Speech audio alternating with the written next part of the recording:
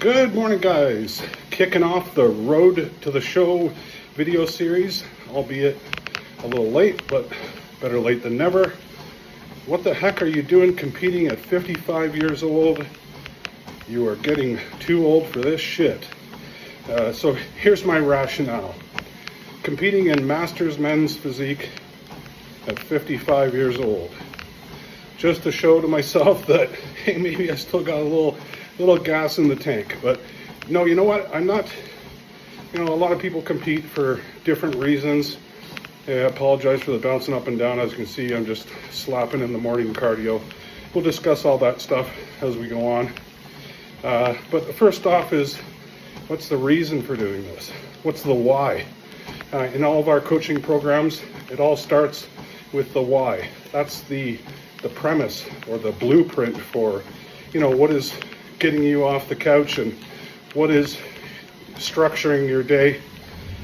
What's the reason behind doing that? Because there's going to be times where you need to grasp to that reason. Just like this morning, I didn't feel like slapping in 60 minutes of cardio on the treadmill, but that's what we got to do. You got to do what you got to do. Why am I doing it? Am I the competitive person that wants to win at all costs, do whatever it takes? And the simple answer to that is yes and no. We all love to do well in what it is that we do. But for me, the doing well part is, I guess, the bonus round. It's not the essential. It's not what it is that I'm seeking here. I'm not going into this saying, I got to win, and if I don't, I'm going to be very upset with myself. No, I find that for myself, the journey is where it's at. The structure is where it's at. Having the discipline and the impending doom of a deadline associated to it makes me push harder and keeps me connected, keeps me grounded. Is it a tremendous amount of work and discipline and self-sacrifice? And is it very selfish? Yeah, absolutely it is. Fortunately, I have a very loving and supportive wife that tolerates my bullshit a lot of the time. When I'm down here, carving out this time of the day just exclusively for myself, it's all encompassing. It really is. And this is the very first time I've competed before in the men's physique and open class bodybuilding when I was younger. I've been doing this since I was 13 years old, so 40 some odd years of following fitness, competition, bodybuilding, nutrition, sports performance, coaching athletes. We've formulated a very successful business around that same passion. And it's also important for me to, show to our clients that, regardless of the age or situation, don't have to take it to the competitive level, mind you, but with the right amount of focus and discipline, you can have tremendous results that go far and above what you'd ever expect from yourself. Do I need to have the competition in order to pull that off? No, I don't. But for me, I'm very OCD with this shit. I find that having that deadline kind of essentially forces my hand to do it when I've made a commitment to myself and when I've told people about it and when I'm sharing it and when I'm putting out these videos. It's keeping me on track. So in essence, I'm doing it for me. I'm also doing it to help others. Take great pride in seeing others achieve personal success. And if I can play a hand in that, even to a small degree, then it's very rewarding. It's very motivating. It keeps me coming back for more. I also want to set a decent example for myself. So what's my regret at this point in this video series? We are about 11 weeks out. May 31st is the show, Alberta Open, Masters Men's Physique Divisions. I'm also throwing myself in the open. What the hell? I'm already there. Might as well jump in and give it a try against the youngsters. just to see how I fare. And you know, it takes a special mindset to commit to what's required at the competitive level. You know, you can't be missing meals, and you can't be skipping cardio or skipping training days, and your social calendar has to be very limited.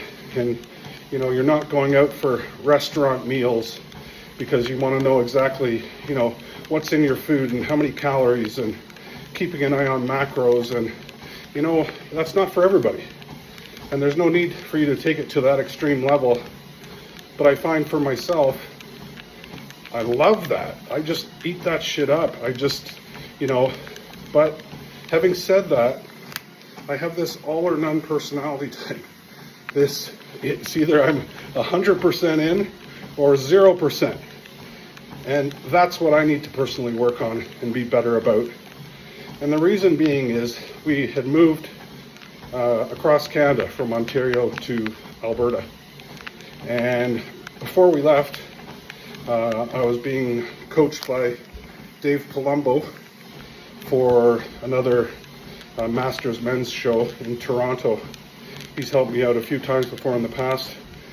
Big props to Dave Palumbo, fantastic coach for competitive stuff. So I was getting ready for that, and the move came upon us a little bit sooner than we expected. We found the house that we absolutely loved, put an offer in on it, and surprise, surprise, we got it. So my goal was not to give up on the contest prep, but to keep it going and find a show locally out here in Alberta or British Columbia. We're pretty close to BC, so I could keep the contest prep going on. And this is going back a year and a half ago. So maybe you're wondering what the hell happened in the last year and a half. Well, I'll be blunt and say I got fat and I got lazy. Our real estate agent, God bless him, when we moved into this new house, left us a nice card, some other things. But in the card, I laugh at it now, but I'm actually not laughing at it now. It kind of sucks, but at the time it was good. But he had left us 5 or 6 gift cards for local restaurants, just to kind of check out the local restaurant scene. And going back on my OCD, all or none, I chose the all.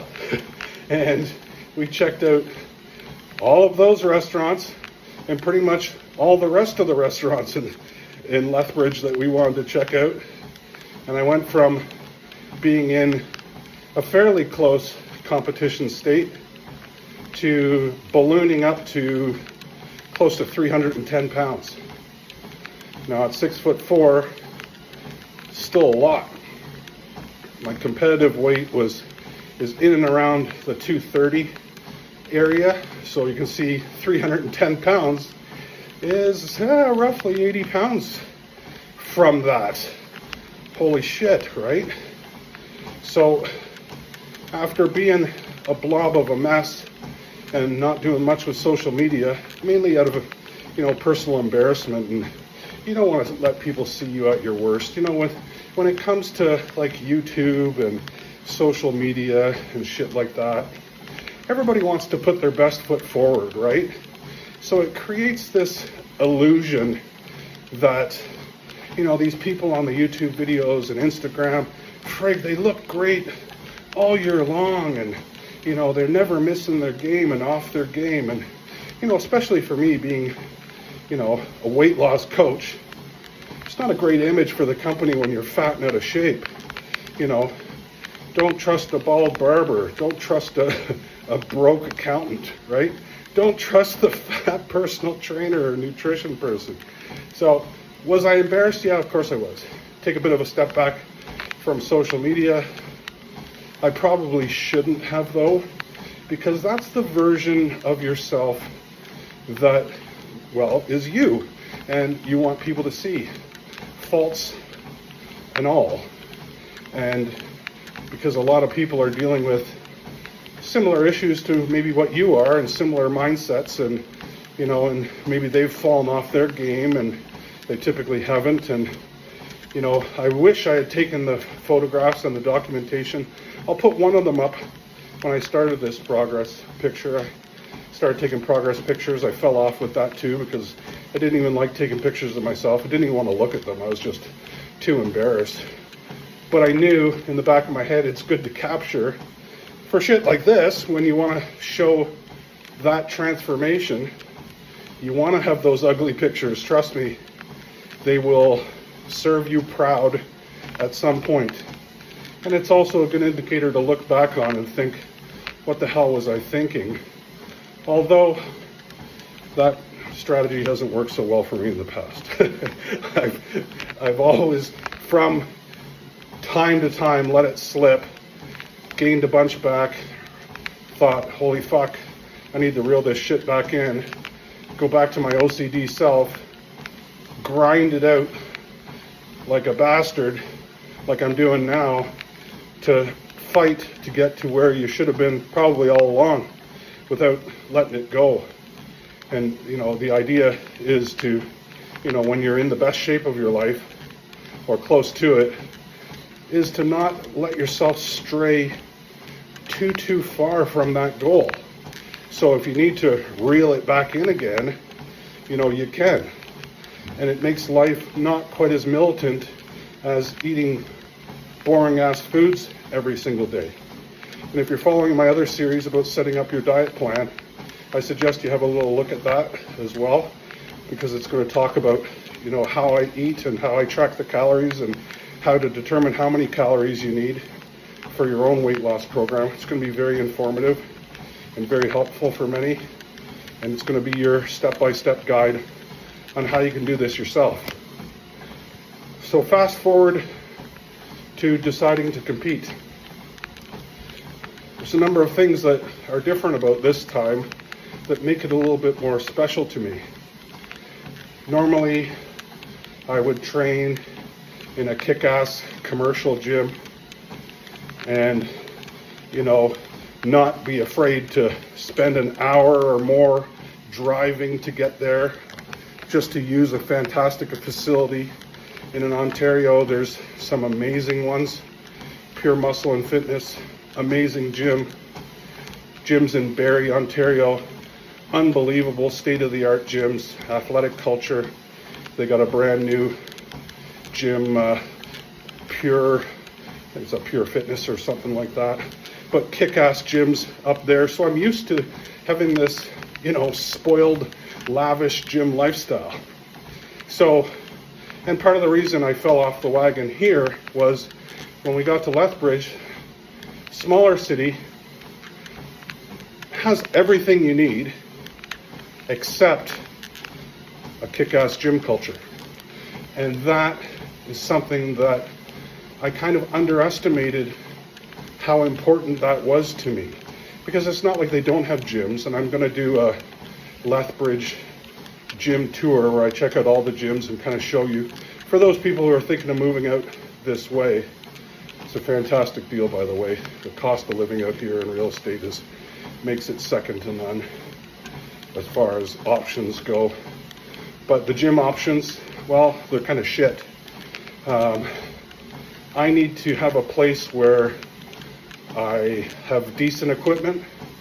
I don't have to have all the bells and whistles, but got to have decent equipment. But most importantly, I have to feel that energy, and I don't know how to describe it really.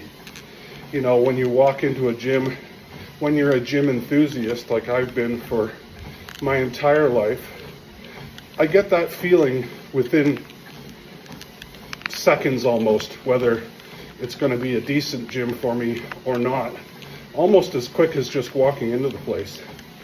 So we checked out every single gym in Lethbridge just to find something that would be a good fit. And there was pluses and minuses to each one of them, but none of them really gave me that good gym vibe feel, where there's people that are like-minded, also doing the same thing as you, maybe some competing, maybe some just, regular folks that are very committed. And, that gives you that, kind of that overall motivation as well to be there and train hard and have access to great equipment. But we couldn't find that. So what we did was we built, courtesy of Recon Health and Fitness, a kick-ass home gym that probably, or not probably, but definitely is the caliber of a commercial gym. Was it expensive as hell? Well, yeah, it was. But this is what I do. This is my passion. Some people can justify spending, lots of money on cars. And, if you're a car person, you know what that feeling is like. See, I'm not, nor have I ever been a car person. Obviously, if money was no issue, I would have something pretty kick-ass, but it's not what moves me. Not like, fitness and working out and bodybuilding and things like that.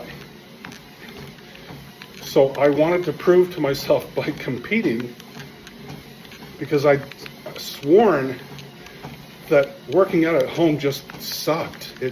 There was no real atmosphere other than the one you created for yourself. No other people around, really, unless you're training with some people, which I am. Got a couple training buddies that come over regularly. Shout out to Max and Brad for being my support system through this process. But it's not the same as a gym culture. You're at home, for God's sakes. It's easy to find distractions and easy to find reasons not to do it when you've got so much else that's going on at home, that you really have to be structured in getting your workout committed and carving out that time for yourself. And you know what? I found that I absolutely friggin' love working out at home, having access to all of the equipment whenever I want it, not waiting for it, being able to wear what you want, say what you want, listen to what you want, take as much time on something as you need to. It really has its bonuses that I never factored in until I did it. I just always assumed that working out at home would suck. So one of the motivations for competing is I want to see how great of shape I can get in using home workouts that I never thought was the issue. And on top of that, I've always had a diet coach for competition. Even though I know my stuff inside and out, it's just not something that you want to have on your plate, to worry about what to eat and when to eat it and what changes to make and when, because when you get into the depths of the competition stuff, like I said, it's so all-encompassing that you don't want to have to provide extra thought when you don't need to. It's like sometimes you just don't have the energy to deal with that shit. And having those impartial eyes of a coach for contest stuff can be very, very beneficial. Well, not only that, but of course their knowledge of what to do and when to do it. It's not the same as, just going on a weight loss plan. And the reason being is because you're attaching a specific date and deadline in which you have to look your best. So it's not a matter of, hey, when I get there, I'll get there. It's no, you've got to know that on this date and time and on this hour, you've got to try to look as best as you've ever been. And I find the whole science of that and the whole pressure of that very, very motivating in a weird way. It's almost like a sadomasochistic, enjoy the suffering because it's going to suck. And for whatever reason, I kind of enjoy that. I make it as tolerable as possible, and my wife makes amazing meals. She has a way of turning, the simplest basic dish into something that's,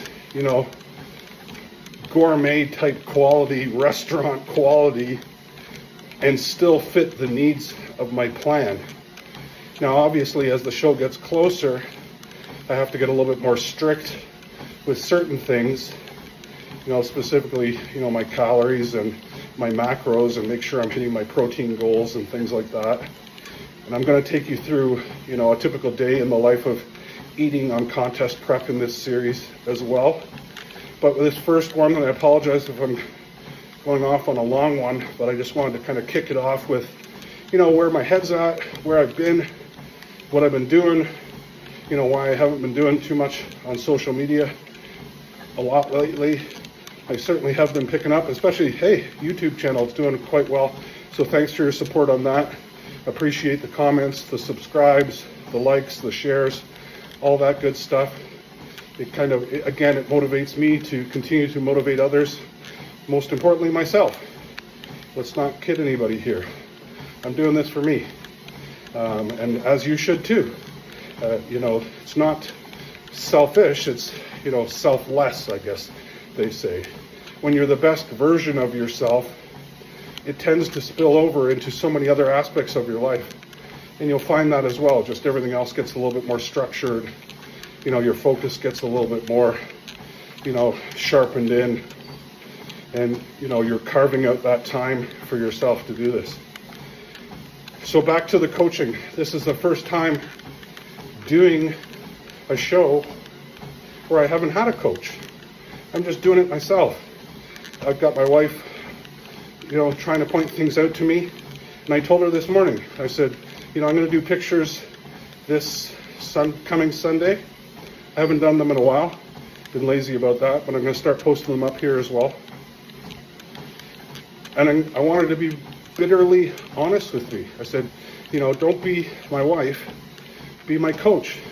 You're not doing me any favors by saying, yeah, Daryl, you look great. And, it's one thing to say you look great, but it's another thing to not point out those areas where that you're going to need to have some improvement on, and not be biased by the fact that the person giving the criticism, doesn't want to hurt your feelings or, say anything that's mean.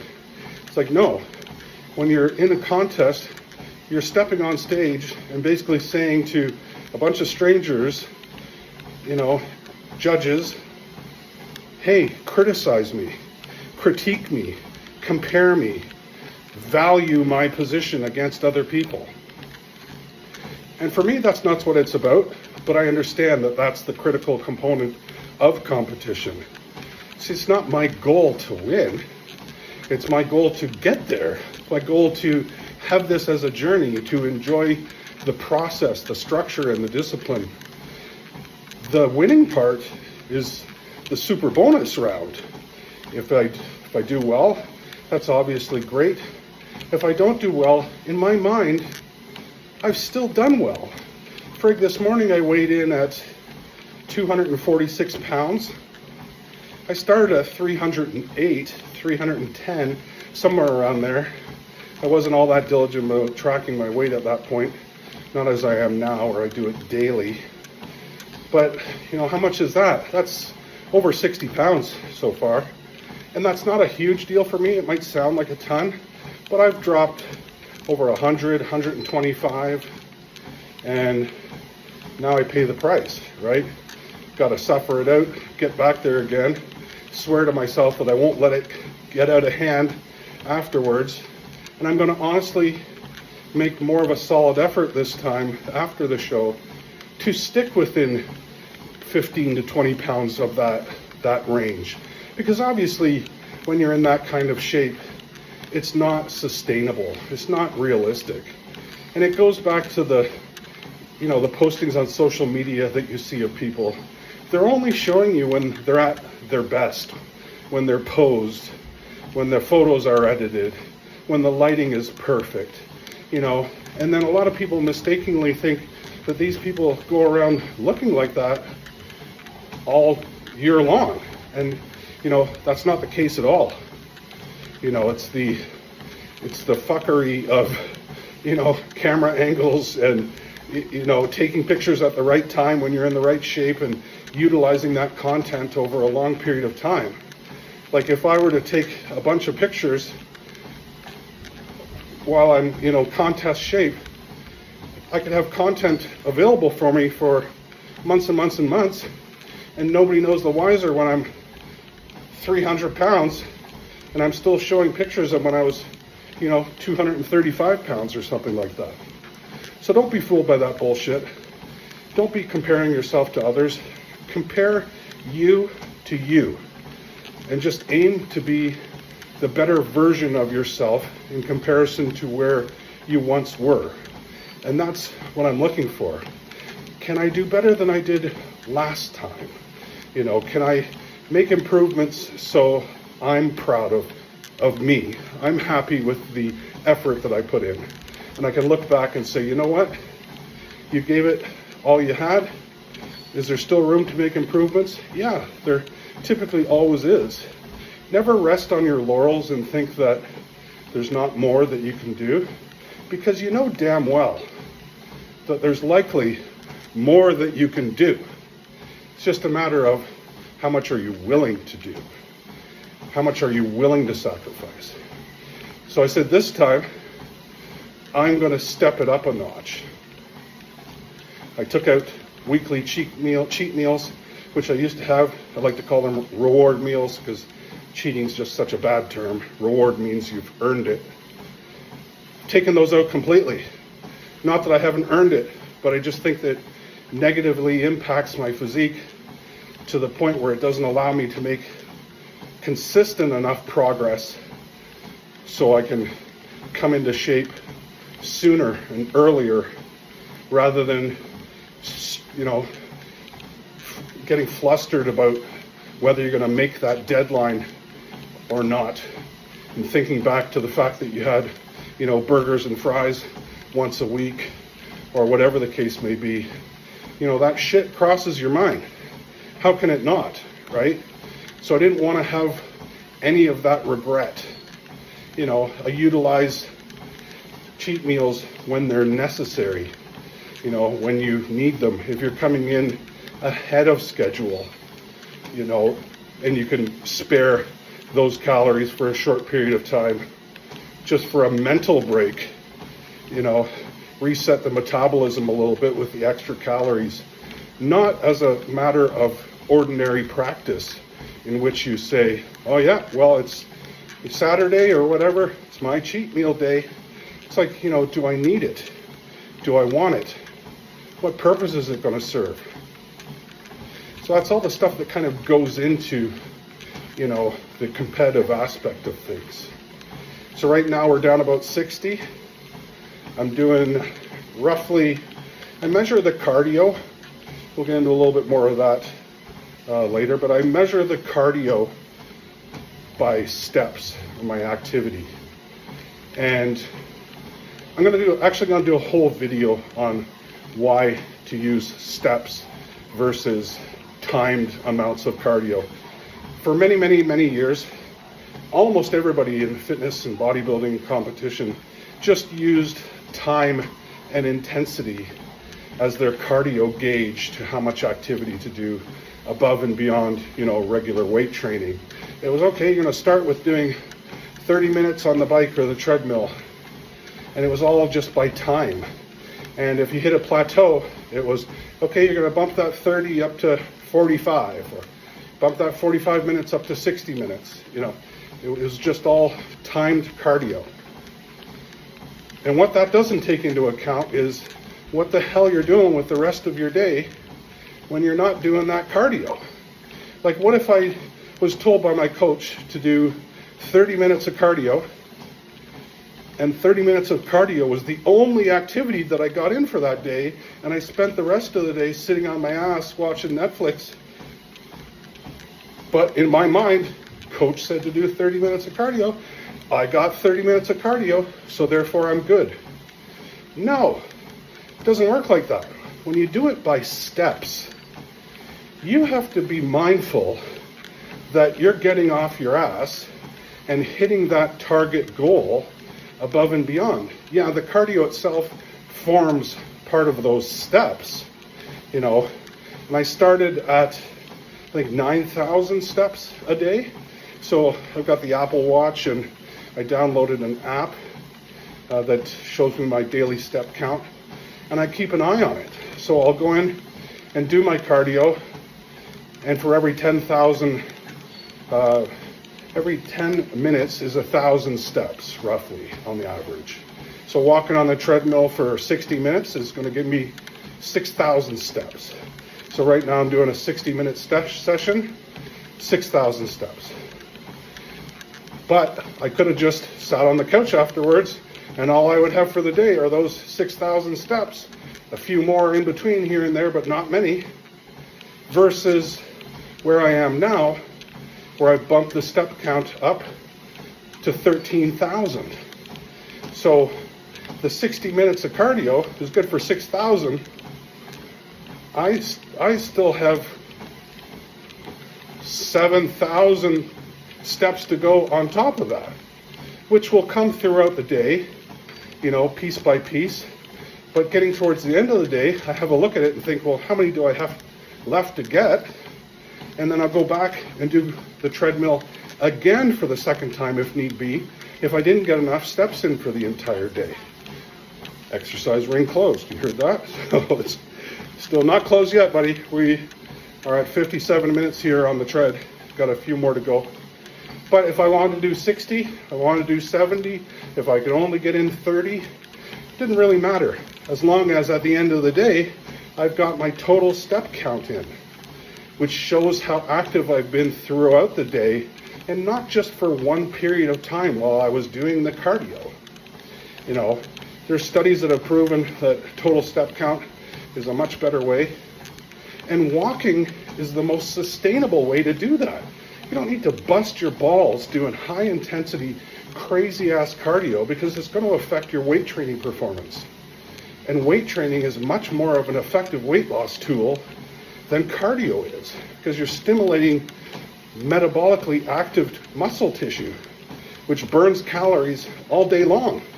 This friggin' cardio is only burning calories while I'm on it, and it's not a ton. Like, I know this readout says it's not right because it's not geared to my weight, but I'm almost an hour in, and it's saying I've only burned less than 400 calories. So for those of you who'd like to read labels, see how much 400 calories actually is in food. It's like 2 bananas and 2 apples. Like, nearly 400 calories. That's a couple scoops of peanut butter and a couple rice cakes, you know, and you're into 400 calories. It's not a lot. So your cardio is not chewing up a ton. You know, we got into that earlier with the cardio and diet thing to create that deficit. Watch that video series. I want to try to not mix the two. This series, I just want to be about the contest part. So I'm going to wrap it up there. My next one, I'm going to do a day of eating, so you can kind of get a look at what I'm doing and how I do it. And we're also going to show you how we use the tracker and stuff like that, how I enter those meals. So thanks for joining me on this, you know, interesting journey. As obviously, if you have any questions or comments, put them down below. If you're thinking about doing this yourself and you just want to reflect on some of the trials and tribulations that I've encountered, feel free to drop me a message. I get back to every single one of the comments. So I appreciate that. Cheers, and we'll catch you on the next one.